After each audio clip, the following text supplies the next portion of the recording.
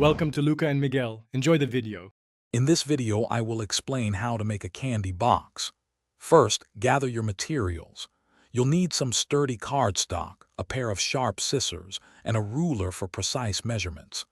Don't forget your adhesive, either glue or double-sided tape, and any fun decorations you want to add later. Having everything ready makes the process smooth and enjoyable. Now let's get to measuring and cutting. Take your cardstock and cut it into a perfect square, perhaps 8 by 8 inches. Next, use your ruler to score lines 2 inches in from each of the 4 edges. Finally, on 2 opposite sides, cut along the score lines only up to the intersecting score line, creating 4 small tabs. With your cardstock cut and scored, it's time to fold and assemble.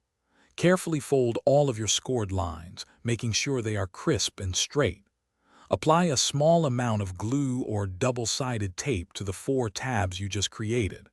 Then, fold the sides up and press the tabs firmly against the adjacent sides to form the basic box shape. Your candy box is almost complete. Now for the fun part, decorating.